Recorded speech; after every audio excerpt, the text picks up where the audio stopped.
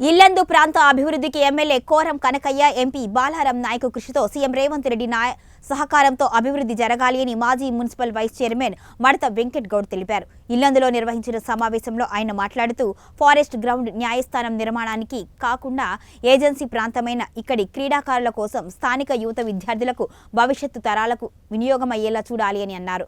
తమ హయాంలో 120 కోట్లు అభివృద్ధి పనులు తీసుకువచ్చి ఇల్లందు పట్టణ అభివృద్ధికి కృషి చేశాము అని తెలిపారు.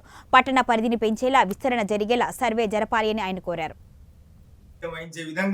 వాళ్ళకి అనుమతినిచ్చే విధంగా ఆ జీవోను పొడిగిస్తూ లోన్లు వచ్చే విధంగా, ఎందుకంటే విద్యా సంస్థలు వేరే కాడ చదువుకుంటే వాళ్ళకు గ్యారంటీ ఇచ్చేయడానికి కూడా పనిచేయనటువంటి సందర్భంగా వాళ్ళకి క్రమబద్ధీకరించి సొంతగా 100 సంవత్సరాలు పైగా కట్టుకున్న చరిత్ర కాబట్టి వాళ్ళకి అనుకూలంగా ఉండే విధంగా ఆ జీవోను ఇవ్వాలి. 1. 2, పట్టణ పరిధిని పెంచుకున్నటకు సహకరించే విధంగా సర్వే నిర్వహించాలి. 3, JK5 ఓసీ విస్తరణ కోసము సింగరేణి కార్మికులు, కార్మికేతరులు దగ్గర నుంచి తీసుకున్నటువంటి స్థలాలను తీసుకొని బొగ్గు నిక్షేపాలు వెలికి తీసి మట్టి పూడ్చిన తర్వాత మళ్ళీ తిరిగి వాళ్ళకి ఇచ్చే విధంగా పట్టణ పరిధిలో ఉన్నటువంటి ప్రభుత్వ కార్యాలయాలకు కావచ్చు, ప్రభుత్వ స్కూళ్ళకు కావచ్చు, ఇందిరమ్మ ఇళ్ళకు కావచ్చు, లేదా ఒక పబ్లిక్ మీటింగ్లకు కావచ్చు, గ్రౌండ్కు ఏర్పాటు చేసుకునే విధంగా ఉండే విధంగా ఒక ఫ్యూచర్లో ఒక 40 సంవత్సరాలకు పనికొచ్చే విధంగా ఆ స్థలాన్ని మట్టి పూడ్చి అభివృద్ధి చేసి ఇల్లందు మున్సిపాలిటీకి అప్పగించాలని అదొకటి.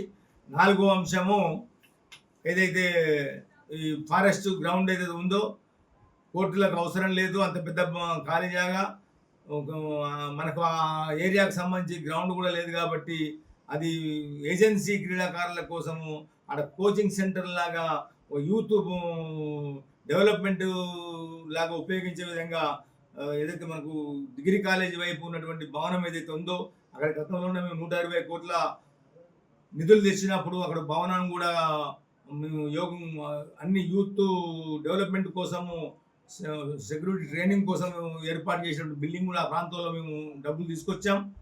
గతంలో 120 కోట్లు తీసుకొచ్చిన దాంట్లో అనేక బిల్డింగులు, డెవలప్మెంట్ కార్యక్రమాలు, మార్కెట్లు ఇలా చాలా తీసుకొచ్చినటువంటి ఘనత మాది. అభివృద్ధి ధ్యేయంగా పనిచేసినటువంటి మేము ఈ 4 విధాల మీద పనిచేస్తూ భవిష్యత్తు తరాలకు ఇల్లందులో ఒకప్పుడు సింగరేణిలో పనిచేసే యూత్ అంటే లంగా, దొంగలు, రౌడీ షీటర్లు తయారయ్యేవాళ్ళు. కానీ ఇప్పుడు ఇల్లందు నుంచి అమెరికాలో, ఆస్ట్రేలియాలో బ్యాంక్